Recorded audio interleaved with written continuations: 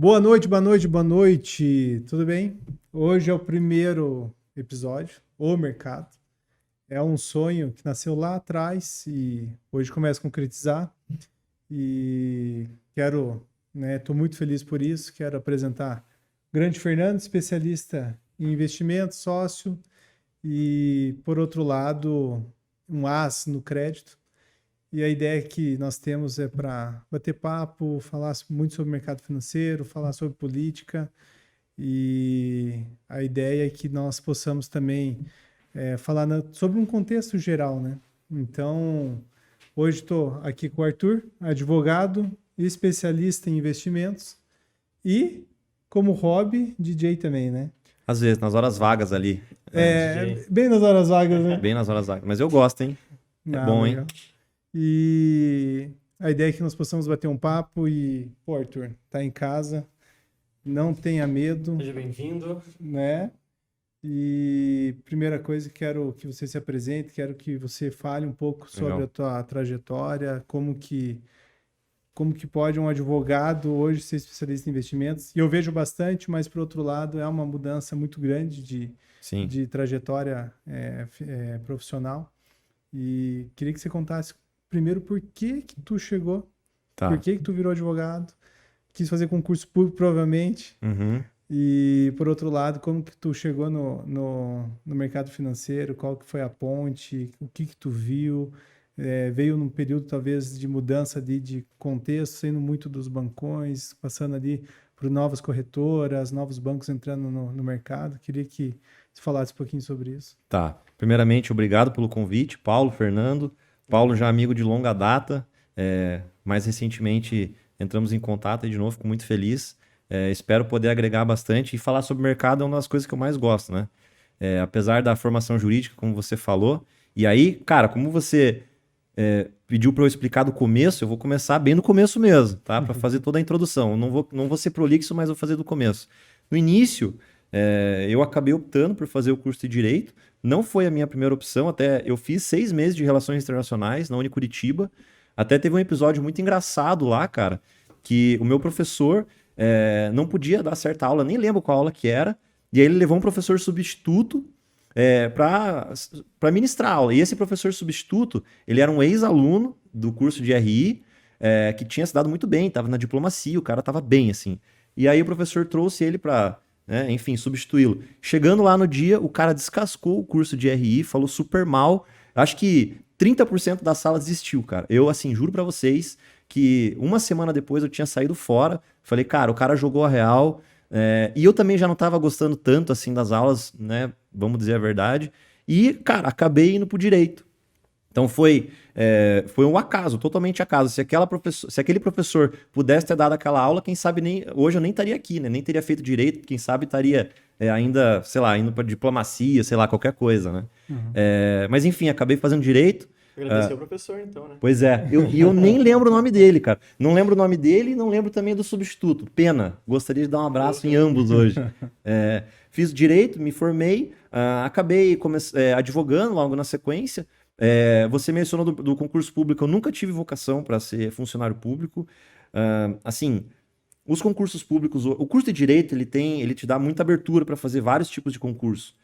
Bons concursos, né? Você pode ser, delegado, auditor de receita, juiz, promotor, procurador, enfim, vários cargos com bons salários. E é o que atrai hoje a grande maioria das pessoas, na minha visão, para o curso de direito. E é por isso que a gente tem uma porrada de profissional da advocacia hoje no Mas mercado. quando você foi para a área de direito, antes, quando você estava na negócios internacionais, né, como você disse, Uhum. você já estava com uma ideia de, eu vou fazer direito para fazer tal negócio, já tinha uma ideia do que ia fazer, depois fazer a formação, qual área você ia, Uhum. para qual lado você ia? Então, no curso de RI, ele tem. Um dos pilares é o direito. Então, assim, foi uma das matérias que eu mais me identifiquei. E eu falei, cara, eu gostei desse negócio, vou fazer a graduação. E por isso que eu acabei indo. Mas, cara, se eu tinha plano pra. Eu vou advogar, eu vou ser juiz, eu vou ser não sei o quê. Não. Foi deixar a vida me levar. Até, inclusive, o primeiro ano, eu, assim, não fiz com muito afinco, não me dediquei no curso. A partir do segundo, que eu acabei mudando de turno, fui pra manhã e tal, aí acabei um pouco me dedicando mais, e aí as coisas acabaram acontecendo.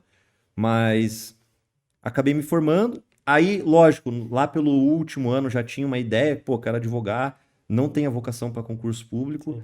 Concurso público, eu acho que, cara, você tem que ficar estudando muito tempo. E eu sou um cara que, se você não vê as coisas acontecer, eu já começo a ficar, né, inquieto, né? Eu não ia conseguir, por exemplo, ficar 3, 4 anos só estudando para passar no concurso para juiz, por exemplo. Eu não ia ver as coisas acontecer e acabar ficando um pouco ansioso. E por isso que eu optei para ir para a advocacia, né? E, obviamente, o meu primeiro ano foi muito difícil, né? A advocacia hoje está muito saturada. Inclusive, hoje isso foi um dos motivos, um dos grandes motivos pelo qual eu fiz esse shift no mercado financeiro.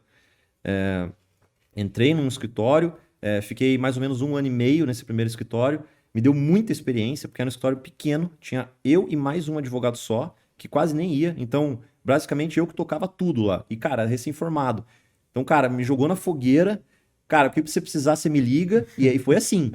Fiz cagada pra cacete. Cara, Cara, fiz cara, aprendi, né, de fato, a advogar. E te falo que nesse 1 ano e meio eu aprendi muito mais que nos 5 de graduação. Muito mais. Sem Muito dúvida. mais. Assim, não tem nem comparação. É fazendo a cagada que você aprende, né? Exatamente. O negócio dói ali, que você sente a dor, você, putz, cara, fiz aquela cagada. E o importante é não fazer de novo, né? Você aprender com o seu erro. Na verdade, o ideal é você aprender com o erro dos outros, né? Mas se você não conseguiu, pelo menos que aprenda com o seu próprio erro, né? Uhum.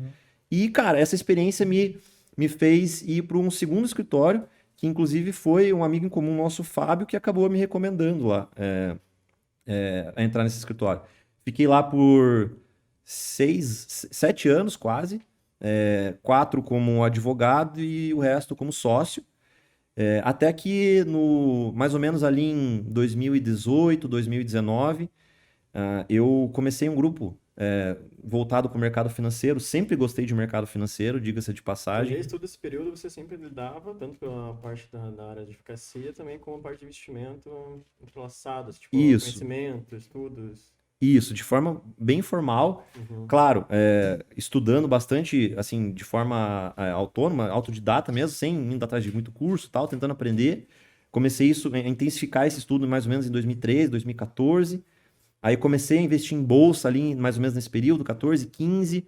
Tava numa época que a bolsa estava muito ruim por conta do... Todo mundo sabe, né, como é que estava a situação do Brasil Recessão, naquela né? época. A gente teve 2 anos ali com queda de PIB de mais ou menos 7%, se você somar os 2 períodos. A bolsa estava, se não me engano, em 30, 35 mil pontos. E naquela época eu via muita gente falando de que estava num bom momento de entrar, porque a bolsa estava muito barata, que não sei o quê. E aí eu comecei a ir com esse pezinho na bolsa, comecei a gostar, comecei a ter um resultado que peguei. E aí, cara, não foi competência, foi pura sorte. Peguei lá no fundo a bolsa e o negócio começou a subir, teve o impeachment, a bolsa começou a subir um pouco, aí comecei a gostar. E aí encontrei mais alguns amigos que tinham também esse interesse mútuo em bolsa de valores, e a gente acabou fazendo um grupo no WhatsApp, de forma despretensiosa, assim, mais ou menos em 2018, no finalzinho de 17 para 18. Chamado Money Talks, que a gente ia trocar figurinhas sobre o mercado. Tipo, cara, o que você acha daquela tese? O que você acha daquela ação? O que você acha de não sei o quê? E assim, entre brothers só, né? Entre amigo. E aí, cara, um foi adicionando o outro, foi crescendo, foi crescendo, foi crescendo, até que o grupo ficou lotado e a galera começou a vir no privado, assim, cara, me ajuda a montar minha carteira, o que eu faço? O que você acha dessa ação? Aí eu vi que tinha uma dor ali que a gente tinha que atender, entendeu? E aí a gente fez uma versão do grupo paga, né, em que as pessoas que tivessem pagando a mensalidade poderiam ter, além da nossa visão ali de mercado, mas iam poder ver a nossa carteira, a gente ia falar o que a gente estava fazendo com o nosso dinheiro. Obviamente, sem dar nenhum tipo de recomendação, porque a gente não é analista, né? A gente não fazia relatório. Então, cara, eu estava exercendo o meu direito constitucional de liberdade de expressão, como um bom advogado diria, né? Então, cara, eu tava falando o que eu tava fazendo com o meu dinheiro. Você quer fazer a mesma coisa? Cara, azar o seu. O gatilho tá na sua mão, você que vai apertar, não sou eu, né? O perfil, eu sempre falo isso para todo mundo. O meu perfil de risco não tem nada a ver com o seu, né? Cada um tem as suas particularidades. E aí o grupo foi crescendo, tal, tal, tal, até que mais ou menos ali na metade do ano passado, eu tive um colega que inclusive se formou comigo em direito, que fez essa migração para o mercado financeiro, que acabou entrando no escritório de investimento e acabou me mostrando ali, pô, tô tendo um resultado legal e tal. O que você acha de você também vir para essa área? Eu sei que você já gosta. E, cara, a advocacia, como eu mencionei no início, ela já estava me deixando um pouco saturado. É um mercado com muito muito advogado. O Brasil é o país que tem o maior número de advogados per capita do mundo, é o país com mais faculdades de direitos do mundo, e assim, é oferta e demanda. Se você tem muita oferta, o preço, obviamente, daquele produto ou serviço vai ser baixo. É matemática básica, é princípio básico econômico. Então, cara, os serviços, por exemplo, eu ofereci um serviço X. Não importa se a técnica da minha prestação jurídica era melhor do que o cara do lado. Mas o cara do lado dizia que oferecia o mesmo serviço, só que o preço dele era metade do meu. O cara vai pro advogado do lado. Então acabou ficando uma prostituição. Eu acabei sentindo muito isso. E tava já como sócio, mas estava estabelecido, mas o meu amigo Breno, ele acabou colocando essa pulguinha atrás da orelha, tal, vamos conhecer.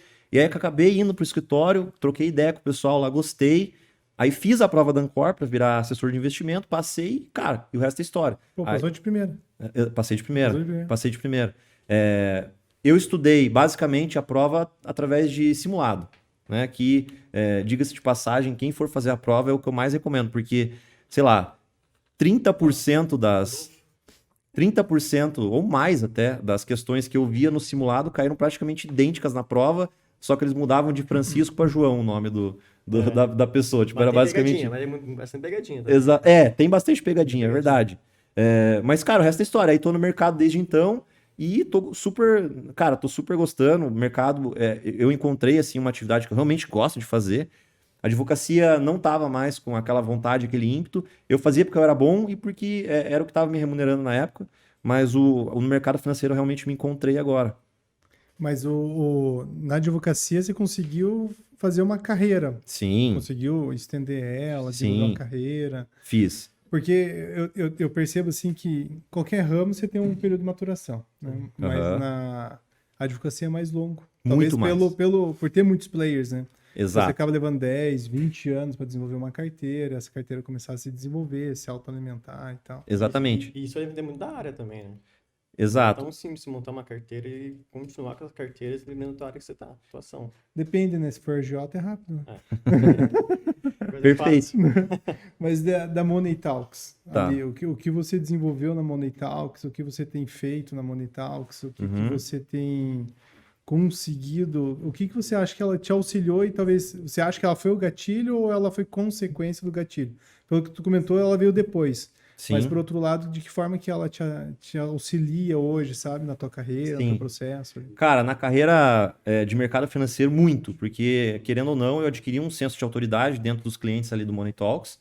Pô, é uma galera que paga um serviço para ouvir o que eu falo todos os dias e para ver a minha carteira. Então, cara, se o cara já paga para isso, é porque ele confia no que eu tô falando. Então, me ajudou muito, principalmente na captação de clientes agora, né, na atividade de agente autônomo. Sim. E para falar um pouco do Money Talks, até eu acabei nem mencionando, eu só falei que criei o grupo, né? Mas o grupo pago, ele consiste basicamente no seguinte: todos os dias, e é um grupo aberto, basicamente todos os dias a gente, cara, qualquer um quiser mandar dúvida lá, a gente acaba respondendo. Mas a gente eu faço um áudio de fechamento todos os dias, eu falo de Bolsa Brasileira, falo de China, falo de Europa, Estados Unidos também, falo de política, falo de commodity, câmbio, cara, falo principalmente de petróleo, que é uma tese que agora está muito legal, na minha opinião. Inclusive, acho que é um dos setores mais promissores no curto prazo. É mesmo? Eu acho.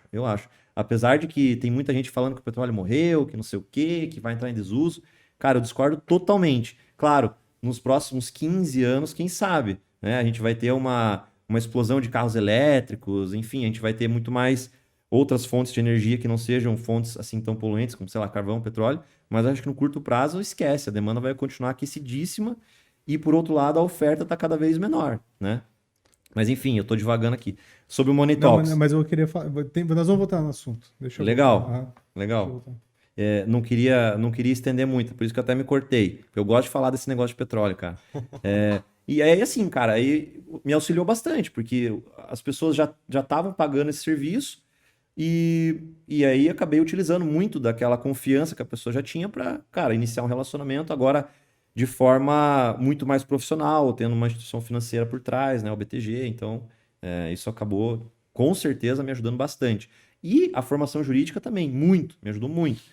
Eu tenho pós-graduação em Direito Empresarial e Tributário. Então, a gente faz lá, inclusive no escritório, planejamento sucessório, planejamento patrimonial, a gente abre offshore. Então, isso eu já fazia no meu escritório. Então, também me auxiliou bastante. E a formação jurídica é uma formação para a vida, né, cara? Ela te ajuda, Sim, assim, em N coisas. tá carteirado. Exatamente. Não tá valendo tanto agora, mas, cara, ela te Porra, ajuda pra vida, na meu. faculdade, uns amigos tinham, pô, Não, eu queria tô- fazer direito. Não, todo advogado, você pede documento, ele dá Não, A ou AOB, B. Óbvio. entendeu? AOB. Óbvio. É isso aí. É tipo ter um Black na carteira, eu quero deixar primeiro, assim. Aham. A rosinha, né? A carteirinha rosinha. Rosinha. A rosinha. Mas de investimento, você falou do petróleo. Tá, Comprar uma ação, vamos lá. tá. É uma ação que você vai comprar e vai levar por 20 anos. Certo? Aquela ação que você fala assim, não, isso aqui eu compro e levo por 20 anos, carrego por 20 anos. Uhum. Tu compraria Petrobras? Nem a pau. Petrobras nem a pau. Porque, cara, interferência política absurda, é muito ruído. Eu prefiro dormir um pouco mais tranquilo, apesar de que agora as Junior Oils, tipo, sei lá, 3R, PetroRio, PetroRecôncavo, estão com a perspectiva de ter taxação nas exportações. Inclusive fez com que as ações caíssem bastante na última semana. Mas eu acho muito mais tranquilo você investir num player privado do que você investir numa estatal ou numa empresa de economia mista como a Petrobras. Saudi Aramco. Saudi Aramco, eu acho que melhor, muito melhor, porque é o que financia a Arábia Saudita, no final das contas, né? É aquela empresa. Então, obviamente que a gestão vai ser, acho que muito mais voltada ao lucro do que ao social, como é aqui no Brasil. A Petrobras ela é muito utilizada como instrumento político, né? Você controlar o preço do combustível é um negócio que que qualquer pessoa vê na hora, vê ali na bandeira do posto, aquele 5,86 indo para 5,30, o cara vê na hora, né? Ele tem uma força, um apelo muito grande. Mas a Saudi Aramco, eu acho que está muito cara, né? Apesar de ser um investimento muito melhor do que a Petrobras. Mas sei lá, se você pegar a ExxonMobil, talvez seja melhor. Occidental Petroleum também muito boa. Inclusive o Warren Buffett está comprado nela. Pô, não sabia. Mas eu ia entrar nesse assunto. Quando a Saudi Aramco abriu a IPO, a precificação dela nós achávamos que estava alta. Sim, E quando ela abre a IPO, é porque talvez você está chegando no topo de um mercado. sim, Ela abre a IPO, se capitaliza, mas provavelmente o mercado deve entrar em declínio. sim. Mas se parar para pensar, petróleo nós usamos por exemplo, aqui na sala, 90% das coisas tem petróleo, provavelmente. Cara, Desde a garrafa de água, tudo vai asfalto, petróleo. Então ele acaba não sendo diretamente utilizado só no combustível, mas por outro lado tem outras utilizações. sim. O que eu quero dizer com isso? O petróleo, ele deve ter um declínio do uso, na tua opinião, e eu queria que você falasse ali sobre a questão do petróleo e como que você vê o mercado e por que você acha que é oportunidade, por que tu acha que eles devem, né, talvez continuar se valorizando, ter um bom retorno, e por que tu acha que não está no fim de ciclo?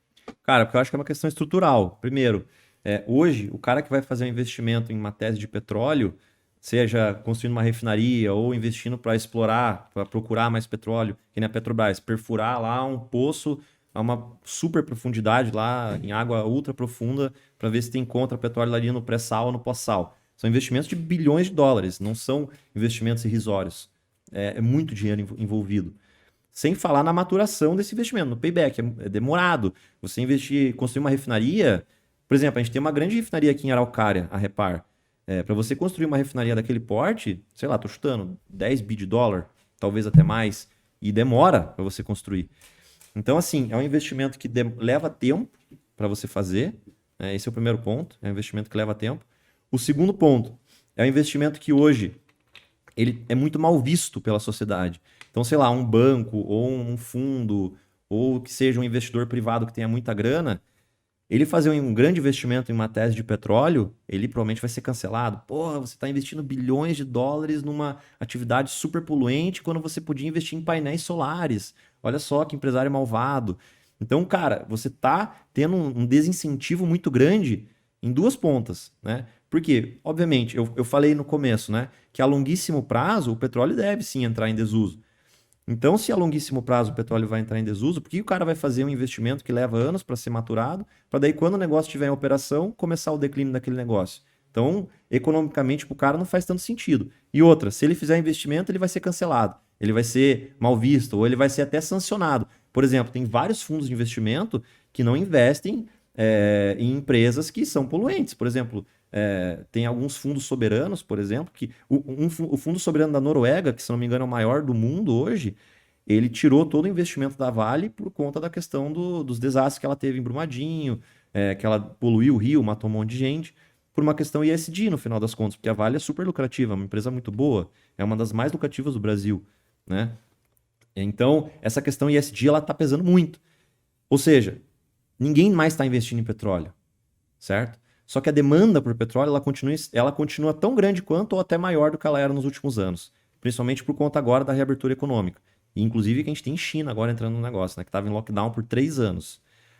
Então, o CAPEX do setor de petróleo, que é o investimento, o Capital Expenditure, ele está nos mesmos patamares de 2011, mais ou menos. Enquanto que a demanda por petróleo está tão grande quanto ela era no pré-pandemia. Se eu não me engano, ela está um pouco até maior. Eu posso até estar falando alguma coisa, valores um pouco errados, mas quem sabe faz ao vivo. Então, aquele gapzinho ali. A demanda está muito alta. Então, é a mesma coisa da advocacia que eu falei no começo. Se você tem muita oferta de serviço de advocacia, o valor vai cair, né? Enquanto que se você tem pouca oferta ou menos oferta de petróleo e a demanda tão grande quanto aumentando, o preço do petróleo vai subir. Então, para mim, o único cenário no curto prazo é uma alta do preço do petróleo. O preço do petróleo não está, o Brent, por exemplo, que é o de referência da Petrobras, ele não está a $86 por conta da guerra da Ucrânia. Não está. Ela está por uma questão estrutural de falta de investimento e porque ninguém quer investir nesse setor porque ele é muito mal visto hoje pela sociedade. Então são esses dois fatores. Então eu acho que as empresas petroleiras elas vão muito bem nos próximos 2, 3 anos. Aí eu acho que pode ser que, talvez até nos próximos 5, aí eu acho que pode ser que tenha atingido um pico e aí eu acho que, evidentemente, uma hora vai começar a entrar em declínio. Mas a falta de investimentos que elas têm, né? Então, você falou que o investimento dela em 2011, comparado com hoje, você está no mesmo patamar. Eu vejo hoje empresas Shell, Saudi Aramco investindo em energias renováveis, novas tecnologias e tal. Sim. Isso não mostra, talvez, o impacto que vai ter e que talvez, tipo, vou comprar uma ação para carregar, vou comprar Saudi Aramco, mas, por outro lado, ela tem a possibilidade de não conseguir entregar o mesmo tipo de resultado com novas tecnologias. Sim, sem dúvida elas não vão entregar o mesmo tipo de resultado. Primeiro porque as energias eólica, solar, nuclear é até muito melhor, mas eólica e solar principalmente, elas não são tão eficientes quanto a geração de energia via combustíveis fósseis. Você demanda um investimento muito grande e a geração de energia com o mesmo tipo de investimento ela é muito menor do que se você pegar, por exemplo, um combustível fóssil. Então, a margem provavelmente dessas empresas vai cair, sim, sem dúvidas. Inclusive, Petro anunciou, acho que foi ontem ou na segunda, não sei, que pretende investir 280 bi em projetos eólicos offshore. Né? Cara, 280 bi é um caminhão de dinheiro, principalmente para a Petrobras. Eu não sei quanto que deu o EBITDA no último trimestre, mas deve ter dado seus 300 bi, talvez. Então, é quase um trimestre inteiro de EBITDA ali só em investimento que não sei qual que é a margem de retorno disso daí. Não sei também por que eles escolheram offshore e não onshore, que se você vai concordar comigo, você colocar uma cacetada de pás eólicas e um monte de coisa lá em em águas profundas é muito mais caro do que você colocar em terra firme. É muito mais caro, a manutenção também é muito maior.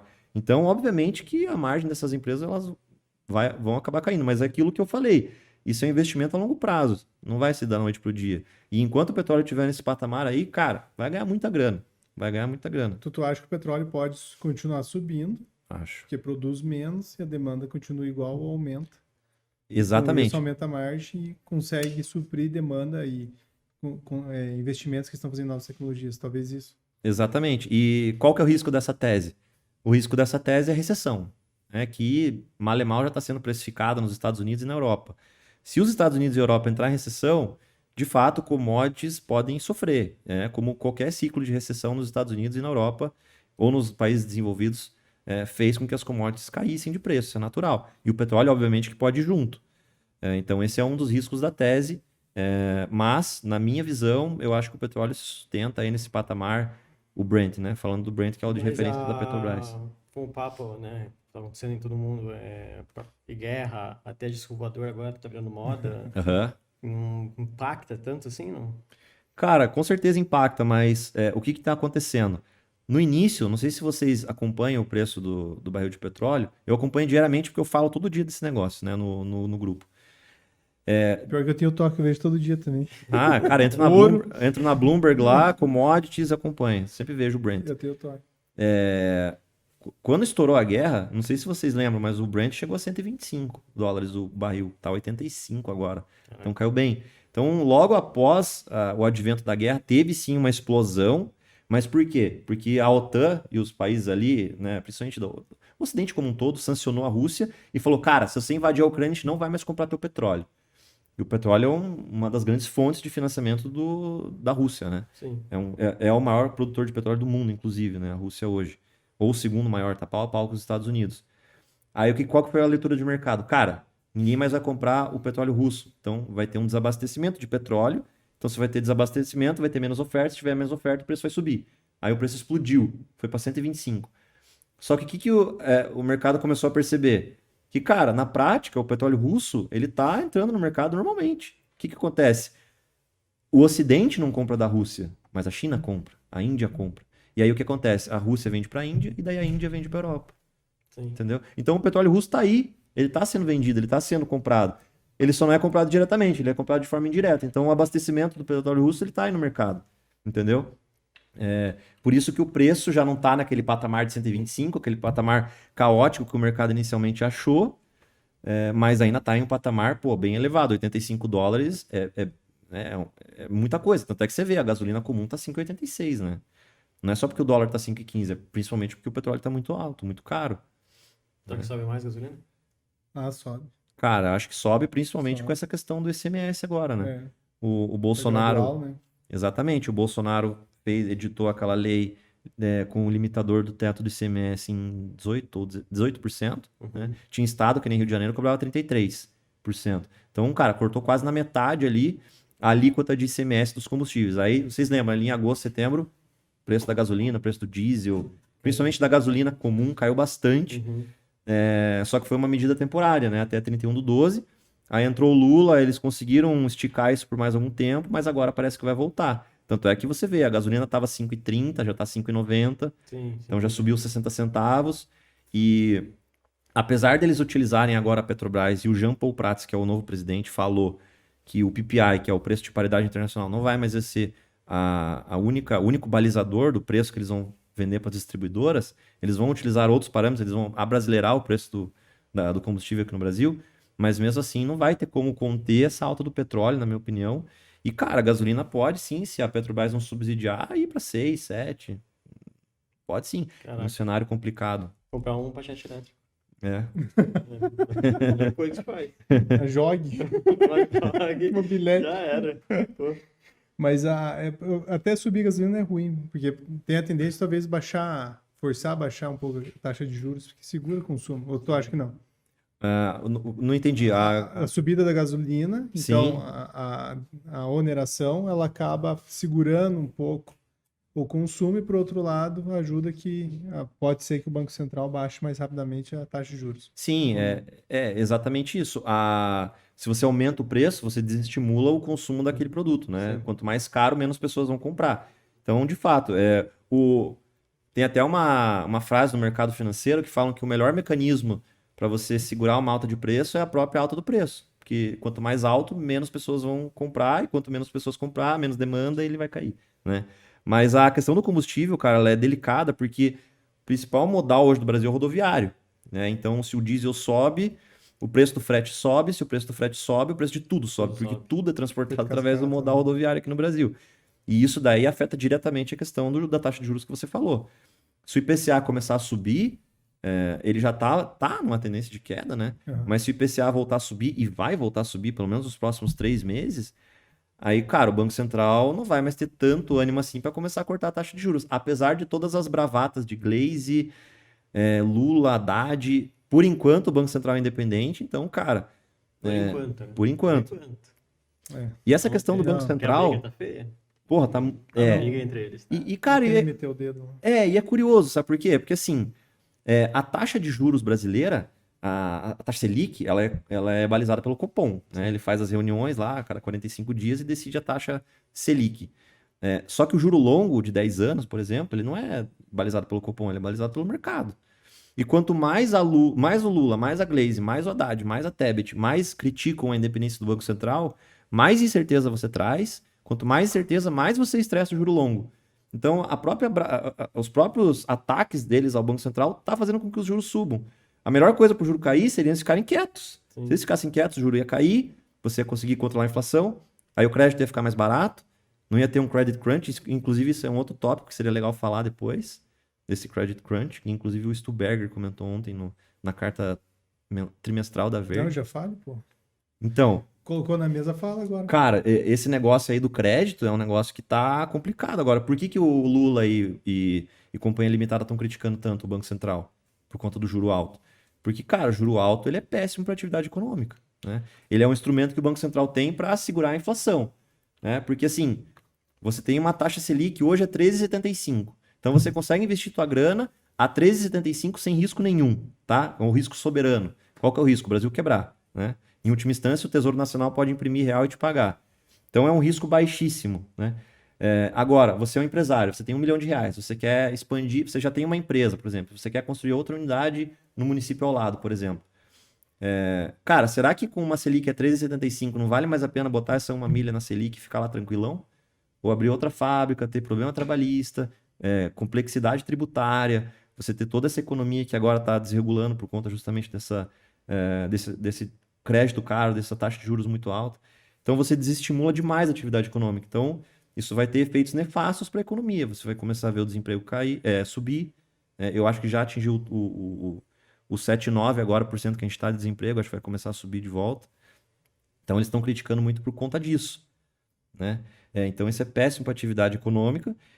Só que por outro lado, se o Banco Central ele corta o juro, ele pode desancorar a perspectiva de inflação e fazer com que o IPCA, o dólar suba tudo de novo e a gente veja todo aquele movimento que se retroalimentar. Então, é uma situação muito complicada. E essa questão do credit crunch que eu mencionei é o seguinte, hoje, além do crédito ser caro, para as empresas está muito caro se financiar, né? Você pegar um empréstimo com a Selic a 13,75 é uma coisa. Quando a Selic estava em 2020, né, a 2%, era muito mais barato, muito mais fácil você pegar crédito, fazer financiamento, trocar de carro e financiar com o banco. Hoje está muito mais caro. Então, a rolagem de dívida para as empresas fica muito mais difícil. Então, as empresas conseguem contrair menos crédito, conseguem rolar muito menos as suas dívidas e conseguem, com muito mais dificuldade, tocar o seu negócio, né? Levantar caixa para conseguir fazer aquele capital de giro. E a gente tem também o advento da Americanas, que é uma das gigantes que acabou quebrando. Marisa também em situação complicada. Oi voltou em recuperação judicial, já fez o pedido de recuperação. Não é novidade isso daí. A Oi voltar com processo. Mas agora é efeito dominó, né? Exato. E aí, cara, Escasso. os bancos vendo esse negócio, posso falar palavrão? Pode. Os bancos vendo essa pica acontecendo, cara, por que o banco vai emprestar dinheiro, cara? Se a chance do negócio é os caras não pagarem, então a janela do crédito está fechando. E se a janela do crédito fechar, como é que as empresas vão se financiar? E se as empresas não conseguirem se financiar, vai ter uma quebradeira em massa, velho. Aí é desemprego, aí é toda aquela... Já começou, né? E já começou. Não, já tem nem. Quem diria que a Americanas ia ter esse problema que teve? Não, mas americano é fraude, né? Foi uma fraude contábil. Não tem. Mas mesmo com os controladores que tem, cara, o 3G ali são os empresários de maior referência do Brasil no mundo, né? E se a 3G acabou tendo uma fraude contábil dentro de uma empresa da 3G, quem garante que nas outras empresas também não tem? Então, cara, os bancos estão muito reticentes. Então, o credit crunch o crédito, né? A janela do crédito fechando é um grande risco hoje para o mercado. Mas pegando isso, falando sobre investimento, olhando as empresas, os produtos, né, o que nós temos na esteira. Hoje, o que tu vê que seria uma oportunidade ou talvez uma boa posição para se montar, mesmo que sofra, não pode ter crise, a gente não sabe. Há um excesso de dólar no mercado que pode desencadear a crise, né? Então tem todo um contexto, mas por outro lado, do mercado, mesmo com a crise do crédito, empresas que possam estar alavancadas podem quebrar e tal. Sim. O que tu olha assim? Então, isso aqui dá para fazer, isso aqui é bacana, né? O que tu tá olhando? Obviamente, nada que eu tô falando aqui é recomendação, né? Eu tô falando o que é a minha ideia, o que eu acho que é legal. Eu acho que hoje dá para montar um portfólio... Eu sou um cara muito avesso ao risco, então eu sempre tive muita renda variável no meu portfólio pessoal. Mas, cara, com a taxa de juros atual, eu acho que dá para montar um portfólio muito, muito legal, juntando renda fixa com renda variável. Uhum. E até, eventualmente, algum investimento no exterior. Eu esperaria um pouquinho mais, porque eu acho que os Estados Unidos ainda vai dar mais uma quedinha, e acho que daí que vai ser a hora boa de entrar, né? Principalmente em bolsa americana. Mas hoje, o que que eu teria? Eu teria, sei lá, uns 40% da minha carteira em renda fixa, tá? Dividiria essa renda fixa em pré-fixado, né? Travaria ali, sei lá, pô, você consegue hoje CDBzão aí de banco médio a 15,50 ao ano até 2033. Então, cara, você pegar a tua grana e até 2033, 10 anos, garantir 15, sei lá, e 50 ao ano é muita coisa. Você multiplica por 4 o teu.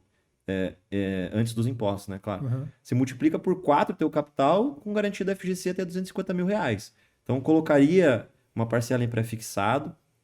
Teria, obviamente, um pós-fixado também. Então, atrelado ao CDI ali. Daria para comprar uma NTNB longa 2060, um tesouro direto. Hoje está pagando IPCA mais 6,10. Um tesouro, uma NTNB 2060, por exemplo. A gente viu isso em raríssimas oportunidades nos últimos 10, 15 anos. A NTNB está pagando tanto. Então teria também uma parcela em pós-fixado. Teria também um pouco em crédito privado. A gente tem várias empresas muito boas hoje, cara, lançando debênture a IPCA mais 8, IPCA mais 7. Porra, você tem um ganho real ali de 7, 8% ao ano. Cara, é do cacete. Se o Warren Buffett fosse brasileiro, ele ia estar comprado só em renda fixa, velho. Porque assim, é um negócio absurdo, né? E o juro real, porque o IPCA tá 5, né? Arredondando, tá 5,6, mas arredondando para 5. A Selic tá a 13. Porra, você tem um juro real de 8, velho. É muita Surreal. coisa. É absurdo. Nenhum país tem um juro real desse, Surreal. né? A Argentina, você tem lá um juro a 100%, a 90% ao ano, por exemplo. Mas a inflação é 100. Então, na prática, você perde 10% ao ano, né? Aqui no Brasil, não. A inflação é 5 e o juro é 13. Então, cara, é muito bom. Mas, obviamente, todavia, teria também uma parte desse portfólio em renda variável, né? Porque esses 15,50, por exemplo, né, da renda fixa, pré-fixada que eu mencionei no início, você pode ter em um dia com uma ação em bolsa, né? E hoje a gente tem a bolsa negociando a níveis próximos do valuation ali do impeachment da Dilma, que foi quando eu entrei, que eu acabei ganhando bastante grana. Ganhando Então, o quê? então tenho boas memórias. Cara, entrei em Banco do Brasil e CSN naquela época. E Banco do Brasil foi um dos que mais subiu, velho. Entrou em quanto? Ah, mão pequena, né? Naquela época a mão era Não, pequena. não, mas tava quanto? 5, 6 reais? Cara, menos. Não. Eu não lembro, cara, exatamente quanto. CSN acho que tava coisa de 3, 4 reais. Quando o minério bateu 200, chegou a 30 e poucos, 40 CSN. E Banco do Brasil acho que tava com certeza menos de 10 reais. Com certeza menos de 10 reais. Né? Daí subiu, caiu, né? Enfim, já estopei a posição faz muito tempo. Uhum. Mas naquela época foi muito bom. E a gente está negociando em valuations de bolsa hoje, acho que até abaixo, para não dizer... Tá nível 2008, né? Nível 2008, nível Lula 1 também, que o Brasil achou que o comunismo tinha entrado no Brasil e tal, não sei o quê. Porque o Lula naquela época, no primeiro mandato, ele era muito mais radical do que é hoje. Né? Se você pegar, inclusive, o dólar naquela época, ele bateu, se eu não me engano, 4,10, 4,15. Se você pegar a valor presente, isso é como se o dólar tivesse a 9 hoje. Caraca. Então, cara, o mercado realmente ficou assustado quando o Lula entrou em 2002. Daí ele fez a carta aos brasileiros, né? Entrou em paz com o mercado. Daí foi aquela lua de mel até o final do mandato dele, né? A bolsa foi muito bem durante os 2 mandatos dele. Acho que foi 600% de valorização. Não, mas surfou China também, né? Surfou China. Ele China pegou, cresceu ele bem, pegou ele pegou a rabeira da China, óbvio. Né? Teve um boom de commodities, ajudou. Né? Entrou muito dólar no Brasil, a balança comercial estava muito boa. Daí ele pegou essa grana e investiu ainda mais, impulsionou ainda mais a economia. Aí óbvio que vai ter crescimento, né? Sim. Só que a questão é, você alavancou muito o país, só que daí quando as commodities caíram, a tua receita começou a cair, só que a tua despesa você não conseguia derrubar, porque é muito difícil cortar gasto, né? Dói, é politicamente muito impopular. Então a Dilma não conseguiu fazer isso e deu no que deu, né? A gente entrou em crise. Olhando o Lula, os 2 governos, o que você acha que ele errou? Ah, cara, eu acho que essa questão foi a principal, né? Ele confiou no ciclo de commodities, né? Ele confiou que aquela situação seria perene, e acabou deixando o Brasil ali com uma relação dívida PIB até boa quando ele saiu, né? Só que logo na sequência a gente teve as commodities, acabaram caindo muito, e o Brasil cara, uma fazenda gigante, né? É uma fazenda gigante com minério de ferro. Brasil é produtor de minério de ferro, de celulose, de petróleo, de frango, carne bovina. É isso que o Brasil faz. O Brasil não tem produtos de alta complexidade. A gente não é um polo exportador de tecnologia que nem China, Coreia do Sul. A gente exporta bens, materiais básicos, commodities mesmo, né? Sim.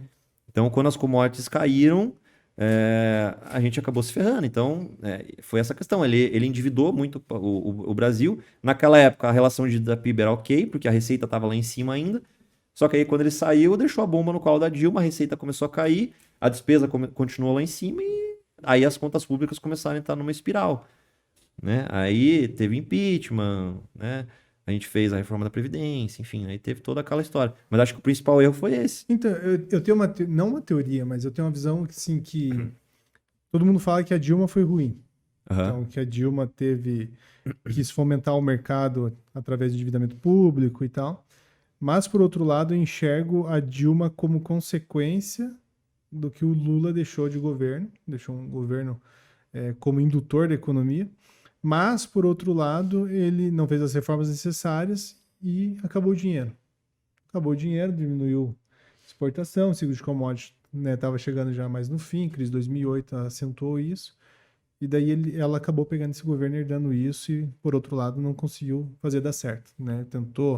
Tomou algumas medidas também que foram piores e tal. Mas o mercado acaba enxergando diferente. E nós vimos isso na eleição. Então, pessoas do mercado enxergando o Lula, falando, o Lula possivelmente vai ser o governo 1 dele, que foi, né, um governo mais pragmático e tal. Não acredito que o Lula vai fazer um governo mais à esquerda e tal, vai fazer mais de centro e tal. Concordo. Mas, por outro lado, quando eu olho para trás, né, eu acabo enxergando o Lula, né, muito parecido com a Dilma. E, por outro lado, as atitudes que está tendo agora nos primeiros meses de governo é muito parecida, assim. Tu enxerga dessa forma, o que tu enxerga e o que tu projeta, assim, sabe, pro governo, o que tu enxerga, assim, para os próximos anos, saindo de um governo, assim, mais à direita, privatista, um governo que tentou passar algumas reformas, não conseguiu ter essa conciliação com o Congresso, então vai totalmente dar um cavalo de pau, vem para um governo totalmente à esquerda. O que tu enxergas? Concordo com o que você falou. Eu acho que a Dilma herdou uma bomba relógio. Claro, o governo dela foi horrível, mas ela pegou uma situação ali também muito difícil. Pegou uma virada de ciclo ali e, né, deu no que deu. O resto a gente já sabe. Mas a questão do Lula 3, cara, quando estava indo na campanha e tal, o mercado financeiro até estava bem dividido entre Bolsonaro e Lula. Porque, assim, o Bolsonaro é muito mais pró-mercado, sempre deixou isso muito claro. Mas o Lula, ele tem aquela velha lembrança, né, dos primeiros 2 mandatos, que a bolsa foi muito bem, a economia foi bem. Então, parte do mercado também apoiou o Lula e achava que ele seria o Lula, que nem você falou, pragmático, mais de centro. E o Lula que a gente tá vendo, cara, é um Lula com raiva, né? Ele todos os dias ele ataca alguém, ele critica alguém, principalmente o Banco Central agora. Ele já viu, eu acho, que não vai ter picanha e não vai ter cerveja esse ano, e ele tem que achar um bode expiatório. Minha avó ficou. Vou falar palavrão também. Minha avó ficou puta com o Lula, velho. Quem é tua avó? Minha avó é Lula, né? Uhum. Agora tá com 91 anos e o Lula deu um. Não sei se foi falou lá, que ela falou que a terceira idade tem que se encaminhar, sair do sofá, fazer Ele alguma falou, coisa. eu vi esse vídeo. Cara, minha avó ficou puta com ele. Eu vi esse vídeo. Perdeu uma leitura, cara. Cara, Uma leitura. e aí que tá, cara. Me parece que é um Lula com raiva. Tu vê a picanha? Cara, e aí agora não tem picanha, cara. Não, e aí que eu falo. Ele viu que não vai ter picanha, ele sabe que não vai ter picanha, então ele tá achando um bode expiatório. Cara, se não tem picanha porque o Banco Central não derruba o juro, entendeu? Aquele Roberto Campos Neto. Exatamente. Então, assim, eu tô vendo um cara com muita raiva. Claro, o cara ficou preso 2 anos. Eu não vou nem entrar no mérito da questão do processo dele, porque daí a gente ia ficar falando aqui sobre outros assuntos não relacionados ao mercado financeiro e acho que entraria numa seara política que não, acho que não é tão legal. A avó do Fernando ia ficar brava aqui, pô. Agora não é mais o Lula. Meu sogro ia ficar louco também. E cara, assim, por incrível que pareça, o Lula, ele tá no lugar certo, parece de novo, porque quando ele começou o primeiro mandato dele lá em 2003, em janeiro de 2003, a gente teve o início do ciclo de commodities e parece que a gente tá de novo nessa porra do início do ciclo de commodities, cara. esse negócio, as commodities, elas são cíclicas e os ciclos delas levam anos. Então, teve ali, de 2000 até 2010, que foi um grande ciclo. Aí de 2010 até 2020 foi uma porcaria, foi uma bosta. E agora a gente tá vendo de novo, cara. Eu acompanho, entrem depois para ver o índice de commodities da Bloomberg. É uma cesta de commodities, tem lá desde algodão, soja até petróleo, ouro, prata, enfim. É uma cesta com acho que 28 ou 29 commodities que dá uma média do preço de tudo aquilo lá, né? Todas aquelas commodities juntas. Se você pegar lá, a curvinha, cara, tá em ascensão. Tá em ascensão. E isso é muito bom pro Brasil, né? Olhem a balança comercial do Brasil de 2021 para cá. É recorde atrás de recorde. Por quê? Porque o Brasil é net exportador de commodity. A gente exporta commodity pra caceta. Então, se tá exportando commodity, é muito bom pra gente. Se a commodity tá em alta, é muito bom pra gente. E a gente tá, de novo, parece num início de ciclo de commodities. Então, cara, o Brasil tá bem posicionado. O Felipe Miranda tem uma frase muito legal que ele fala que eu gostei bastante. Que ele fala, cara, é só ficar quieto, cara. É só... Porque, assim, é só não capotar na reta. Só fica quieto, cara. Não precisa ficar tendo essas bravatas, ficar atacando. Porque assim, o que adianta você ficar criticando o mercado financeiro? O mercado financeiro não tá nem aí para ele. Se ele critica, ele vai estressar ainda mais. O dólar vai subir, o juro vai subir. E isso é pior para ele.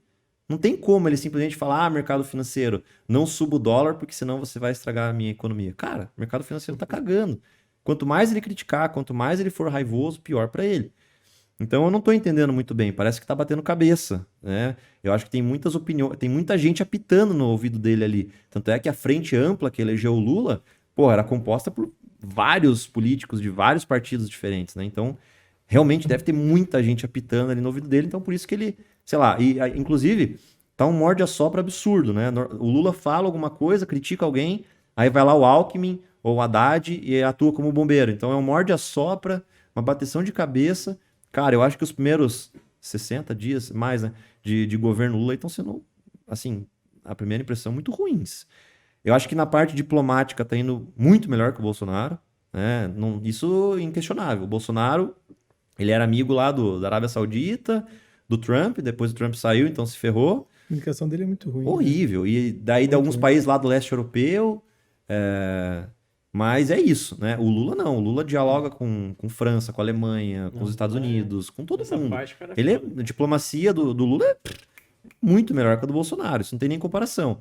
E essa questão ESG agora, ela tá pegando bastante, né? ESG é a questão... É um acrônimo, né? Environmental, Social and Governance. Então, é meio ambiente, social e governança. Inclusive, foi a tese da minha pós-graduação em Direito Empresarial.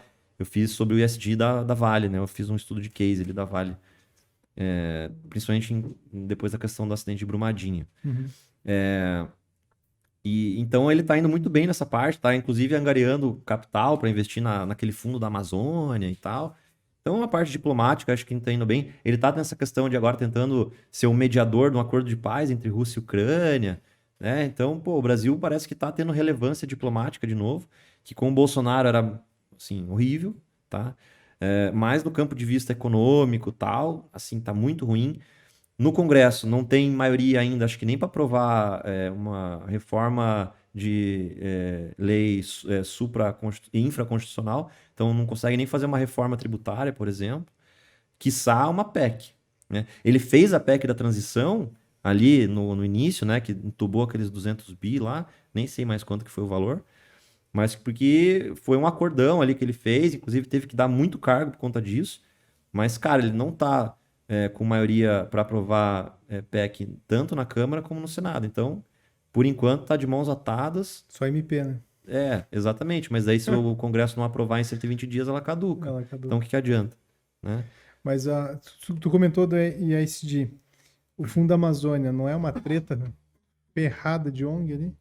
Cara, provavelmente. Não tem muito, assim, tu deve ter estudado talvez algo a fundo ou entende um pouco mais, mas pelo que eu entendo, fundos ou países querendo vir fazer um fundo da Amazônia para conseguir ter um controle talvez um pouco maior, tem todo um contexto ali por trás. Sim. Você enxerga da mesma forma ou não? Com certeza, cara. Ninguém vai colocar bilhões de dólares aqui sem contrapartida, né? Então... sem dúvida, eu acho que os países europeus aí, os Estados Unidos, que já parece que também vão investir uma grana. Tem interesses por trás. O Bolsonaro, ele era um cara muito mais protecionista nessa parte, né, de territorial, principalmente relacionado à Amazônia. Ele acha que a Autonomia, Amazônia é um né? patrimônio do Brasil e só o Brasil pode estar lá, ninguém mais pode estar lá, etc. Já o Lula tem uma visão totalmente diferente. Ele acha que é a Amazônia do mundo. Então ele está apto a abrir a Amazônia para qualquer um que vier. Cara, sendo assim, quem que tá certo e quem que tá errado no final das contas, não sei. Mas eu sou um cara que eu sou muito mais liberal, então eu acho que tem que também. Cara, é investimento no final das contas. E assim, se vai para ONG ou não vai, não sei. Isso sem dúvida é um problema. Mas que, cara, com o histórico do PT aí, eu acho que a gente tem que estar em cima, né? Tribunal de Contas, né? Enfim, todos os órgãos aí de regulação tem que estar em cima desse negócio para não ter desvio, para não ter corrupção. Eventualmente eu acho que vai acontecer, porque a gente sabe como é que é Brasil, né? Sim. Esse negócio opera através da corrupção desde a independência, então, desde muito antes da independência, na verdade, né? Então não me surpreenderia em nada. Sim. E tu, não sei se tu pegou, talvez cliente, amigos, pessoas, com a eleição do Lula, criou um contexto assim, pô, vai, fim do mundo, Nossa, onde que eu ponho dinheiro, Aconteceu. eu vamos vi lá no bloquear a escritório poupança, pô, eu vi galera falando de, pô, vamos bloquear a poupança e Já tal. era dinheiro. O que que tu, assim, vamos lá, o que que tu acha que é bom ser feito? Tu comentou de offshore tem talvez um benefício fiscal no contexto, Uhum. tu enxerga que é uma janela talvez para o cliente ou para o investidor ter parte lá fora. Lógico que é sempre bom ter lá fora, mas talvez seja uma janela para ele conseguir montar, ou ainda não é uma janela, ativos lá fora talvez estão corrigindo, o dólar está alto. O que que tu Uhum. vê? Olha, depois da eleição do Lula, a gente teve um aumento absurdo na demanda por envio de dinheiro para o exterior, criação de offshore lá no escritório. Então a gente viu isso na pele mesmo. Em novembro e dezembro, se não me engano, a gente dobrou a quantidade de PL mandado para fora do que o escritório tinha de todo o período só em 2 meses. Então foi realmente, a galera deu uma panicada ali Né? por conta de N fatores, né? Medo de confisco, né? Que particularmente eu acho que não vai acontecer, acho que não tem a mínima chance de acontecer. Eu acho que se acontecer isso daí, ele vai ser empichado, enfim. Pô, tem 300 bilhões de reserva, como que Não tira na cabeça. vai que tirar vai dinheiro ter. da, E assim, cara, Aí tua avó, e agora a falando, avó do Per vai lá, pega o carro, vai lá pegar o Lula na E orelha. sem sair do sofá. e agora falando como advogado, também é manifestamente inconstitucional. Você pegar e confiscar o dinheiro das pessoas, da onde isso? Quem que deu essa autorização? Esse dinheiro é propriedade privada, isso aí seria, sei lá, uma apropriação indébita no mínimo, né? Então, um crime. Então, e manifestamente inconstitucional, como eu falei. E se tivesse qualquer, sei lá, vamos fazer uma PEC para autorizar pegar o dinheiro. Tem que passar por Congresso, tem que ter 2 turnos em Câmara, tem que ter 2 turnos em Senado, tem que passar na CNJ, e não é maioria simples, se eu não me engano, são 3/5 que você precisa. Então é um processo moroso, né? E obviamente, se a gente vê isso acontecendo, daí a gente tira tudo mesmo, né? Mas dá tempo. Então, assim, é algo que eu acho que não vejo acontecer, mas entendo o receio dos clientes, porque isso já aconteceu, né? No governo Collor, a gente sabe que teve confisco de poupança, então vários clientes meus tinham dinheiro naquela época e acabaram perdendo dinheiro, então eles têm aquela memória, né? A gente que não teve, não passou por essa experiência, talvez não tenha esse medo que as pessoas que já sofreram esse trauma têm. Então, e sobre a questão da janela, cara, acho que sim, acho que é uma janela interessante, apesar de ter uma correção em bolsa, em commodities, mas a renda fixa nos Estados Unidos está ficando atrativa também, né? Se você pegar lá o Fed Funds Rate, se eu não me engano, que é como se fosse a taxa Selic deles, né? Tá agora em 5%, mais ou menos. Eu não sei o número agora de cabeça, mas tá mais ou menos isso, 5%. E o mercado tá precificando terminar ali em 5,5%, 6%.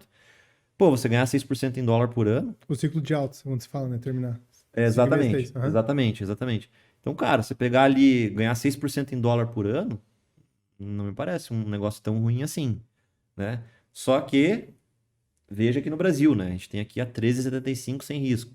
Então, o custo de oportunidade que é alto também, o juro real que está muito alto, enfim.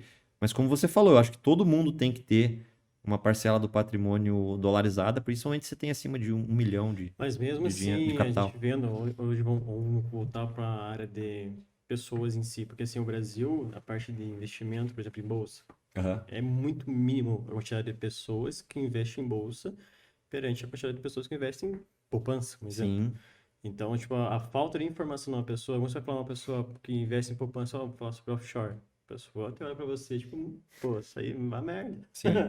Entendeu? Então, a falta de informação prejudica muitas pessoas. E essas mesmas pessoas que reclamam, vamos dizer assim, pô, o Brasil não sei o quê, não tem o que fazer, não sei o quê, é a mesma pessoa que não faz, não se mexe, vamos dizer assim. Uhum. Que nem eu já atendi clientes que na época do Collor, ele falou, cara, teve muitas pessoas que ganharam dinheiro. Eu ganhei muito dinheiro. Por quê? Eu arranquei todo o meu dinheiro, fui comprando imóvel e pessoas estavam vendendo a preço de banana. Então, enquanto tem pessoas que choram, tem as pessoas que vendem lenço. Uhum. Entendeu? Então, a Exatamente. falta de informação, a falta de você, tipo, pô, vamos, você que tá alto, vamos fazer isso, vamos mexer com o dinheiro, vamos fazer o dinheiro trabalhar, perde e ganha muito dinheiro em si. Sim. É aquele negócio, na corrida do ouro na Califórnia, quem ganhou dinheiro foi quem vendeu pá, né?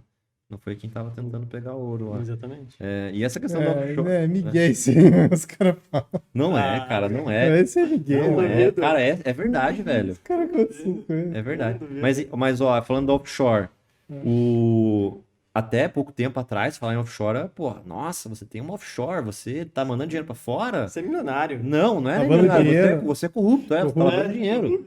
Lembra quando saiu, acho que foi em 2021, saiu, o Guedes tem uma offshore. Tipo, nossa, o Paulo Guedes, o ministro da Economia tem uma offshore. Nossa, o que ele tá... Cara, isso Tá é... escondendo, tá escondendo. Cara, isso daí é praxe pra quem tem um capital ali, sei lá, acima de 5 milhões de reais, vai ter uma empresa natural. Isso não é crime nenhum você abrir uma empresa em um paraíso fiscal. Desde que aquilo esteja declarado, esteja tudo bonitinho. Qual que é o problema disso? Nenhum. Você simplesmente está colocando dinheiro num país que tem uma condição fiscal tributária favorável, tem um imposto baixíssimo, e você faz investimentos através daquela empresa para você se beneficiar daquela vantagem. Qual que é o crime nisso? Nenhum. Desde que isso esteja totalmente declarado. Então, falar em offshore até pouco tempo era realmente um estigma, pessoas viam com maus olhos, mas hoje isso já tá bem diferente. E sobre o que você falou de que poucas pessoas investem na bolsa no Brasil, de fato, pouquíssimas pessoas investem na bolsa, porque o Brasil é um país historicamente de juro alto. Então, cara, por que eu vou correr risco na bolsa se eu tenho garantido lá tantos por cento ao ano no CDI dormindo, entendeu? Mas É. eu vejo assim que as mesmas pessoas que falam essa frase, as mesmas pessoas caem em muitos golpes, porque Sim. a brasileira é aquela velha história. Pô, eu só vou se você vai. Então, seu amigo foi lá, fez um negócio, tá ganhando muito dinheiro, pô, agora eu vou. Não, é inveja. O amigo vai e você fica aqui, né? Pô, eu vou ver o que vai dar. Ele- O amigo tá lá, né? Você vai junto. Daí o cara então, começa a ganhar, você fala, puta, cara, acho que eu vou também. A hora que você vai, você cai.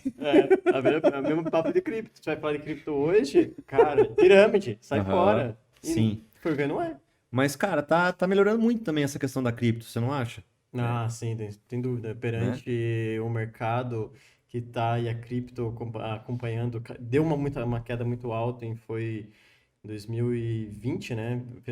Na verdade, começou em 2021, deu uma queda muito alta. Agora tá voltando aquela recuperação. Mas quando você fala melhorado, o que tu acha? De cripto? É. Olha, eu acho que os próximos 24 meses vão ser ruins para cripto ainda, talvez um pouco menos, 18 meses. Mas eu sou bem positivo, otimista no longuíssimo prazo. Eu acho que no longuíssimo prazo. Mas assim, poucas moedas. Tipo, Exatamente, Ethereum, porque, Bitcoin, é isso por aí. exemplo, assim, eu conheço o Bitcoin em 2010. Só que, tipo, eu tinha 15 anos quando eu ouvi falar do Bitcoin, então eu não fazia ideia do que era, ou como que ia ser, tipo, pô, eu ignorei. Então, o Bitcoin foi a moeda mãe, vamos dizer assim, né? Não tinha outras moedas. Ele é o assim. benchmark hoje. É. Você tinha Bitcoin em 2010? Acho que se tivesse, nem tava aqui.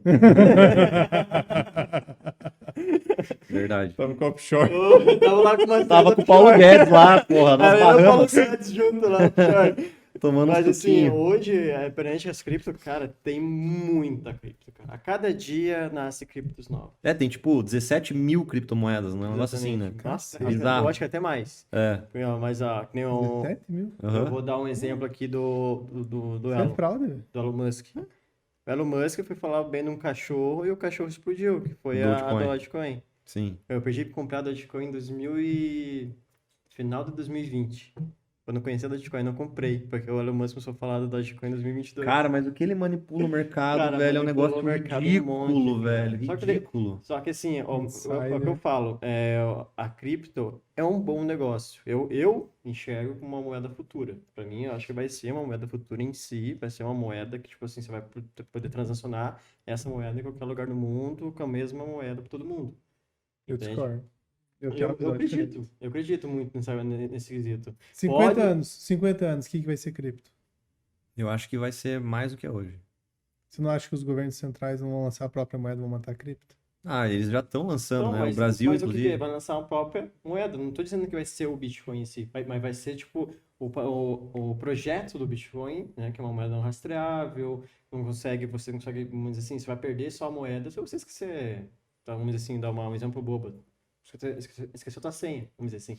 Só que aí, cara, o que eu te digo o negócio, as criptomoedas, elas não vão ter a adesão global que os entusiastas acham enquanto você tiver medo de investir em criptomoeda. Exatamente. Enquanto você, por exemplo, pegar a tua cold wallet e tem que anotar num pedaço de papel aquelas 10 palavras, porque, cara, senão alguém vai hackear minha carteira, não sei o quê, eu tô ferrado. Cara, enquanto tiver esse medo, enquanto for difícil, enquanto o acesso for complicado, esquece. Mas ao passo que o negócio começar a ter adesão, ficar mais fácil, ser mais seguro, aí sim. Mas se vai acontecer ou não, não O sei. problema é que o mercado é muito sujo, vamos dizer assim. Então, pô, ao mesmo tempo que nasce uma moeda nova, nasce mais 3, 4 pirâmides junto. Então, minha população quer sempre o mais fácil. Eu chego pra você e falo, pô, tô com um investimento aqui, eu tenho que render X valor ao dia ou X valor ao mês. Porra, vamos testar. É, Vamos investir X valor. Começa a dar pro cara, devolver o dinheiro. O é. cara vai querer buscar cada vez mais até engordar e E quebrar. isso é educação financeira, Exatamente. né? Tem, até a gente estava conversando aqui antes do podcast, de gravar, e eu lá atrás também vi uma pirâmide financeira chamada Atlas Quantum, que ela fazia supostamente arbitragem. Então, o que seria essa suposta arbitragem, né? Então, ela tinha conta em várias corretoras de criptomoeda no mundo inteiro, sei lá, em 20 corretoras diferentes. E, cara, o preço do Bitcoin, ele é um pouquinho diferente, por exemplo, da Binance do que é em outra corretora. Ele tem uma variação de talvez de algumas dezenas de dólares ou alguns centavos. E do que ele ficava comprando na mais barata e vendendo na mais Começava a cara. fazer arbitragem. Ficava arbitrando o próprio dinheiro, a própria moeda. E ele falava que fazia isso milhares ou milhões de vezes ao dia. E aí, no Com volume, várias, né? Com no várias, volume gigantesco, eles ganhavam uma grana e remuneravam quem investia na plataforma. Só que os caras prometiam 1% ao dia, velho. Eu investi. Então, cara, é bizarro. Eu perdi Deixava dinheiro. 6 meses. Eu perdi dinheiro, eu perdi muito dinheiro em cripto assim, mas o meu pelo menos pagava 10% ao mês. Era mais, porra, 1% ao 10% dia vai. composto, será? Não, né? Eu acho que era simples, mas mesmo que seja, Caramba. bota aí 30% ao mês simples em 10 anos, investindo 10 mil. Você vai ter o PIB da Alemanha, velho. Tipo, não tem como, cara. Não tem. Satanás falando. É que eu vejo assim. Põe só um pouquinho. Eu vejo assim, a cripto em si, ela é muito boa, mas se você fazer por conta própria. Isso é minha Mas, minha ó, visão. mas deixa eu trazer um contexto para encerrar o cripto. Se ela é digital, nós não temos. A maior parte do que é corrente hoje no mundo é digital. Uhum. Então, você vai mandar dólar, você manda dólar digital. Claro que tem o lastro, tem a moeda que está impressa por trás ali. Por que cripto é tão diferente? Só porque não tem um contexto de uma autonomia de um governo por trás?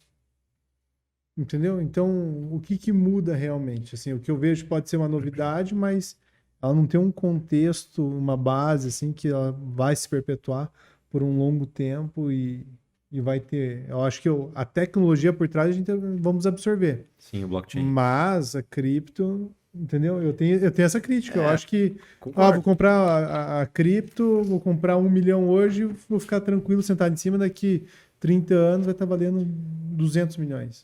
Entendeu? Assim, a galera que é os maximalistas de Bitcoin, eles acham que o Bitcoin é uma reserva de valor como se fosse o ouro, por exemplo, né? Isso está muito longe de ser. O ouro é uma moeda que é utilizada há milênios, né? É um meio de troca já utilizado há milênios. O Bitcoin, porra, de 2021 para cá, caiu 70%, 60%. Então, Sim. como que uma reserva de valor cai 60% em um ano e meio? Não tem como, né? Então, reserva de valor, ela ainda não é. Talvez um dia seja. Mas o que eles falam, essa questão do lastro que você falou, as moedas fiduciárias, o fiat money que eles chamam, também não tem lastro. né? Qual que é o lastro do dólar hoje? Até o acordo lá de Bretton Woods era lastreado em ouro. Depois não teve mais o lastro em ouro. O real também não tem lastro em nada. Claro, você tem os Estados Unidos por trás, né? Toda a instituição americana, o exército, o poder americano, né? Em tese, esse seria o suposto lastro do dólar. Então, eles alegam que as moedas fiduciárias também não têm lastro. O lastro ele é todo com base na confiança. Então, a ideia é que o Bitcoin seja tão utilizado a ponto de um dia ele ter a mesma confiança que uma moeda fiduciária. Entendeu? Tu acha que tem chance? Cara, acho que sim. É mesmo? Eu acho que sim. Em quanto tempo eu não sei. Mas eu acho que vai demorar muito tempo ainda. Pelo menos 10 anos. Por baixo. Eu acho. Se fosse comprar uma moeda hoje, qual? A Bitcoin. Bitcoin. Não inventaria moda. Ou Ethereum, os dois. Eu já O sou... Fernando falou Shiba, eu já sou não é? parente, falou. Eu não ia inventar Eu moda. sou igual você fazendo sua Ah? carteira. Shiba. Não, 40% em Chico e 60% variável. 40% em Bitcoin, 60% em outros Micão, mercados. E torci pro Elon Musk vir falar dela. Deixa eu Terra falar dela, caiu falar dela. 100%, quebrou a terra. Não, tô apostando em Shiba. Tem um pouquinho de moeda de Shiba, então. Shiba. Shiba Inu. Coin. Ei, vamos fazer uma brincadeira aqui, ó. Vamos passar, para finalizar, vamos passar. Eu falo um ativo que eu carregaria por toda a vida. Quero carregar para aposentadoria. Uhum. E assim, ó, eu vou falar sobre ações. Então seria legal falar sobre ações. Uma ação que você carrega e leva para a vida inteira. Hoje, olhando o contexto hoje, isso muda, né? Não tem como comprar uma ação Sim. hoje e pôr no bolso e segurar 50 anos. Sim. Mas seria um contexto, tá? Eu vou segurar ela por X anos. 3 rodadas. Eu falo, você fala, você fala, você fala. Vamos fazer a brincadeira ou não? Bora? Então vamos lá. Quero ver. Você começa, então. Eu? Olha aqui, ó. Copel. Copel, cara, Compre sério? A empresa de energia elétrica tem uma receita bem estável, né? Eu até quando você mencionou também falei, eu pensei em empresa do setor elétrico. Cara, mas é um jogo difícil, Não, né? é ping-pong, vai lá. Não Ping-pong? pode demorar, vai lá. Cara, Sanepar. Fala aí. A VEG. VEG, boa, foi boa. bem, VEG. Boa. Boa, Foi VEG. bem. Eu sou um júnior. Massa. Só porque você falou do petróleo, PetroRio. PetroRio, Apple. Porra, bom. Vale? Hã? Vale. Ah, vale, muito bom. Vale. Banco do Brasil. Nossa, nem a pau. Deixa eu pensar, cara. Pera, ping-pong eu sei, mas, pô, é difícil essa, hein? Cara. Ou do Klabin. setor, Klabin. Klabin. Klabin. Eu vou na Apple, velho. Não pode repetir. Apple Pode repetir? Já Não. falei. Porra, Shiba. Pô, agora... Bitcoin, pô. Bitcoin. É Bitcoin. Não, ação, vamos ação. Ação. Então, tá. Cara. Porra. Hoje tu falou que tem muita oportunidade e não fala. Tô pensando dos setores. Falei dois setores diferentes. A Ambev. Ambev. O brasileiro curte uma sei. pinga, né? Então Porra. não vai morrer Eu tão tenho cedo. medo de Ambev, cara. Com 3G. Com o 3G ali Com 3G. atrás agora. Mas pô, a Ambevzinha vai. É uma empresa de mais de 100 anos, né? Cara, Já passou por tanta negociando, coisa. Tá quanto? 16, 20 negociando? 15 pila, acho. Não, que preço versus lucro? Acho que tá 20. Não, PL não sei. Tá alto. Não faço ideia. Pra ser sincero, eu nunca tive Ambev, nunca nem parei pra estudar. Se é de aparelho? Nem pau. Não teria nenhuma do setor de varejo. Marisa. Nossa, lojas Renner. Marisa. Cara, mas A falando Renner é sério. bacana, cara. Falando sério, se eu Renner é tivesse bacana. que comprar duas do setor de varejo e, tipo, vestuário, seria Renner e Arezo. As duas que eu teria. Alto padrão Arezzo, eu né? acredito Vindo no... que logo vai aparecer americanos falando que surgiu um hacker Você viu que... que prendeu o negócio e roubou. Tô sem caixa. A Americanas fez ontem, se não me engano, proposta de injetar 10 bi na empresa. E parece que os credores negaram e Não parece quer. que vai para 15 bi agora. Não sei. É o número desde o começo era o número, né? Se botarem 15 bi, aí eu acho que pode se recuperar o negócio. Porque daí entra um caixa grande na empresa, vai dar para pagar fornecedor. Mas 15 bi é pra se safar também de muito problema. Né? Exatamente. Vão alongando o problema. Exatamente. Porque sai de um problema de 50 bi por 15. E os três ali tem bala, né? Então, pô... Não, e estão puxando, né, os bens, eles vão sofrer, se não por dinheiro, eles vão sofrer. Exatamente. É uma saída honrosa. Mas, pô, manda uma última aí. Vamos fazer 4, vai. Vai ficar difícil. De ação? Ah, qualquer coisa, qualquer ativo agora, vai. Qualquer ativo. Pô, ativo é ouro, né, cara? Ouro, Pô, pra fácil. carregar pro resto da vida. Pô, não tem que falar ouro. Eu teria a Chemical, que é uma mineradora de urânio. Chemical. Chemical. Por que urânio?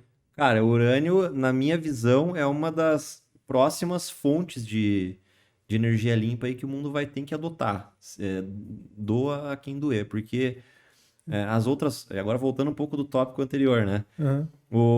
As outras fontes de energia, pô, eólica, hidrelétrica, solar e tal, elas são importantes, né? Elas são muito menos poluidoras do que as de energia as fósseis, mas a capacidade de produção energética delas é muito inferior que a dos combustíveis fósseis.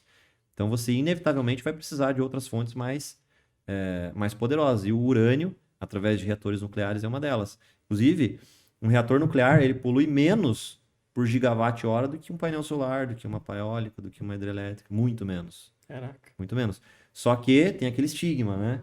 Os reatores são perigosos, aquele lixo nuclear ele fica lá ativo por vários anos, você tem que saber armazenar aquilo da forma correta. E de fato, a gente teve acidentes ali na Ucrânia, né? Chernobyl, Uhum. teve Fukushima no Japão.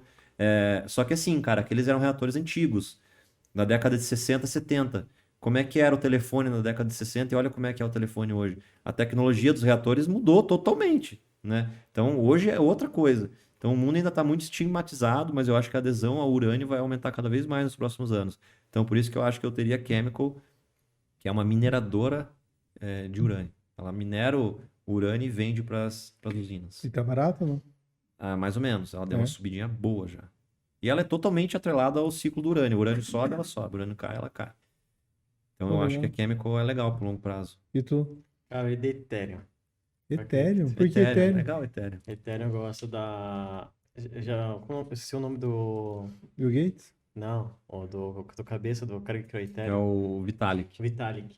Nunca viu o Vitalik? Eu já, mas ele é estranho, cara. Uhum. Por isso mesmo. O Steve Tudo Jobs. diferente. Como era o Steve Jobs na época?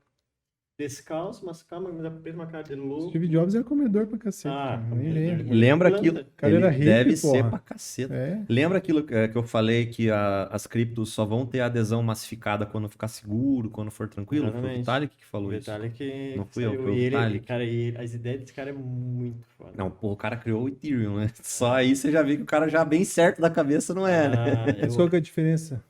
É que o Ethereum Eu ele quero é para pro- smart contracts, então você utiliza ele. Você tem várias outras criptomoedas que utilizam a tecnologia do Ethereum para funcionar. Acho que a grande maioria, na verdade, né? Exatamente. A grande maioria usa a mesma tecnologia deles. Por que diferencia a tecnologia? Como sem sentido. Tipo, por que é diferente do Bitcoin? Ah, sim. O Bitcoin ele não serve para você, por exemplo, você consegue rodar um jogo dentro da plataforma do Ethereum. Você não consegue rodar um jogo dentro do Bitcoin. O Bitcoin é simplesmente um meio de troca ali que supostamente será uma reserva de valor no futuro. É pegar e trocar com você a própria cripto em si. Você consegue fazer um contrato inteligente usando a tecnologia do Ethereum. Isso você não consegue fazer com o Bitcoin, Deixa eu entendeu? fazer Usando a muita blockchain coisa. do Ethereum, você consegue fazer esse tipo de coisa. Mas- Qual que é o nome da moeda? Ethereum. Tá Ah. bom no inglês, né? Cara, não, mas eu gosto muito, eu gosto da cripto por causa da blockchain. Uhum, com certeza. Cara, blockchain, eu acho que é o futuro do futuro do futuro. Né? Blockchain é muito... A blockchain é um cartório tecnológico. Pense você, você ter tudo anexado, sua vida toda dentro de um sistema. Tipo, você vai no médico, sei lá, deu um pane em geral no teu corpo aí.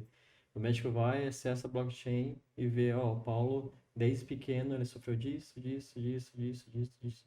Muito mais fácil descobrir o que você tem perante essa análise que ele consegue fazer perante a blockchain. Entendeu? Então, a blockchain vai ser tudo anexado na blockchain. Caramba.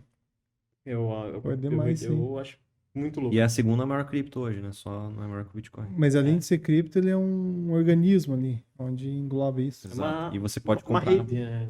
Uma rede. Pô, então se ela der errado, tá ferrado. Feito Vai cascata. matar todas as outras. Mata uma galera. Vai. Ixi, vai tudo em cascata. Só que acho que não é tão simples.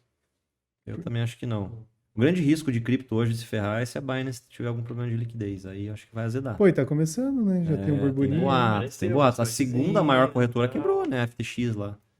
Que era do Aham. Sam Bankman-Fried, SBF. Mas é o que eu falo, cara. deixar o dinheiro na mão não tem uma pessoa por trás, tipo, em frente à cripto, no caso, tô falando, é complicado. Mas eu acho sempre legal vai ter esse uma negócio de pessoa por trás. descentralização. Eu acho muito massa. O quê? Esse negócio da descentralização. Sim. Do negócio não ser administrado por um ente, ou por uma empresa, ou por uma pessoa. Entendeu? Então isso Isso é é legal. muito legal. Porque quando você... Bitcoin é assim, então. Exato. Então, porque assim, é igual essas pirâmides. Você vai investir o dinheiro por uma pessoa. Não é que o produto em si é ruim. Bitcoin é uma merda, Bitcoin é pirâmide. Não. É questão que o cara foi engordando o pote, foi engordando e puf, vazou. Não que o produto em si que ele estava fazendo era ruim. É o cara que agiu de má fé. A mesma coisa igual essas grandes corretoras. Eles podem agir com má fé em qualquer momento. Vai deles. O que foi a grande pica com a FTX? É que assim, por exemplo, você podia comprar, por exemplo, uma criptomoeda através dessa corretora e você deixava ela lá. Ela tinha a custódia dessa cripto, Sim. certo? E aí aparecia lá que você tinha a custódia dela, tava lá bonitinho. Só que por baixo dos panos, os executivos da corretora estavam utilizando esses depósitos para fazer operações. E daí eles começaram a tomar fumo. E aí começou aquele ativo que era para ser do cara, na verdade nem existia mais. E daí começou uma suspeita de que não tinha esses ativos, a galera começou a sacar. E daí uma hora acabou, uma hora secou, ela quebrou. Então esse foi o grande problema. Obviamente utilizaram de má fé. Você não pode pegar. É que nem, por exemplo, você tem lá 10 mil reais na tua conta corrente, lá do, sei lá, do Banco X, no BTG Pactual, para fazer o jabá, o merchan. Uhum. O BTG vai lá e usa teus 10 mil para ficar jogando no jogo do bicho, por exemplo, ou ficar fazendo trade com teus 10 mil reais. Aí ele vai lá e perde.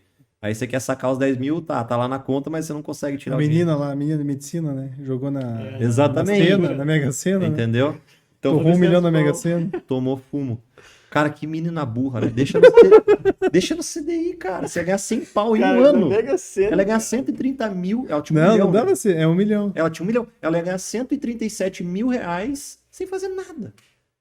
Tipo, porra, 130 pau dá pra você fazer, comprar umas cachaças, né? Pra festinha de formatura. Pô, não, dá bem. Porra. Mas ela pegou todo o dinheiro e jogou no Mega Sena. Não, o pior é que ela voltou a estudar agora, né? Sim, ela fez Imagina um o climão, acordo. cara. Ela fez um acordo, parece. Tipo, eu vi bem por cima. Tipo, eu vi a manchete Imagina só. o climão. Fez um acordo, parece que vai devolver. a Não, eu grana. vi que a galera tinha feito uma vaquinha lá e desistiu da vaquinha e tá devolvendo dinheiro pro pessoal. Eles tinham feito uma vaquinha pra fazer a formatura, né? Ah, sim. Então, Uma hora. A e formatura vai agora- acontecer, o problema Mas é. só que agora eles cancelaram a vaquinha pra devolver o dinheiro pro turma. Não sei porquê. Não cheguei Ué? na matéria. Cancelaram, Mas essa ainda não vai ter menina- formatura. Eu não sei lá. Aí, olha que a falta de educação financeira faz, né? Se ela tivesse jogado safe do safe, ela ia ter feito 137 pau assim, dormindo. Nossa. Não, ela meteu na Loto Fácil. Cara, pelo amor de Deus, velho. Nossa, Mega perdeu- Mania. Passa pela minha Cara, dessa, cara. meu Deus, Não, cara. Vou colocar lá. O dinheiro da formatura inteira, 1 milhão. Não, ela se Meu esforçou, Deus. velho. Se esforçou, velho. Cara. Pô, se tivesse tido uma pirâmide lá que paga 20% ao ano, mas você tinha uma desculpa. Ia pagar 20%. Apliquei, né? Apliquei agora Tá ela aplicado lá. aqui, ó. Tá aplicado. Sacanagem, cara. É. Já apliquei em Americanas. Aplicou e depois foi aplicado. Né? Aplicaram no teu depois. Não, tá bem guardado. Tá muito bem guardado ali, né? Se aplicasse americana, eu poderia tentar trocar em Kit Kat, alguma coisa lá, né, porra? Meu Deus. Cara, muito bom. O papo foi muito bom. Pô, obrigado. Valeu, cara. Tem que vir mais vezes, né? Com certeza. Sem Né, dúvida. Fernandinho? Conversando bastante vezes. Fiquei preocupado com a avó do Fernando. Não, agora, Tem que- agora Não, mas tô- tem que tô ter fé, feliz, velho. cara. Vai, a Tô feliz, picanha lá, vem. Vai dar certo. Feliz, Picanha vem. pelo menos eu enchi meu tanque antes de aumentar a gasolina. Eu também. Cara, saiu o aumento da gasolina, tipo, num dia. Falei, pô, os caras são pau no cu, né? Eles vão aumentar, com certeza amanhã. Já fui no mesmo. No outro dia tinha aumentado, cara. Claro. E na hora de diminuir, eles Nem esperam preocupa. umas Não, duas, não, 3 dias. demora. Aham. Demora. Tem um delay ali, né? Delay, não, os caras São muito ligeiros, safados, cara, né? são Os Lógico, caras são lógico. safados. Mas né? acho que foi muito bom o papo. Acho que o mercado financeiro tem muita coisa para você falar. Que ele agloba muita coisa, né? Quando a gente começou com o mercado financeiro, começou em política, foi para cripto, já foi não sei o quê. Então emenda muita coisa junto. Acho que tem. E, queira ou não, a falta de informação é muito grande. Né? Pô, eu falo por mim mesmo que eu tenho 28 anos, vim no mercado financeiro, né? Sem trabalhar em bancão. E estou aprendendo no mercado, de fato, aprendendo no mercado financeiro depois do banco. Então, eu Uhum. trabalhei durante 6 anos e já trabalhei. Agora, aprender de fato, não tem tanto conhecimento, conhece o básico. Sim. Então, o mercado financeiro é uma escola em si, então acho que tem muitas coisas, né, que a gente vai estar falando, a gente vai estar ensinando, a gente vai estar aí passando pro pessoal. A gente quer passar as informações em si, porque tem muito a agregar, né? Com certeza. Cara, queria agradecer aí o convite mais uma vez. Obrigado, foi muito massa. Se deixarem, eu fico falando de mercado aqui e outras coisas correlatas por várias horas. Eu gosto bastante.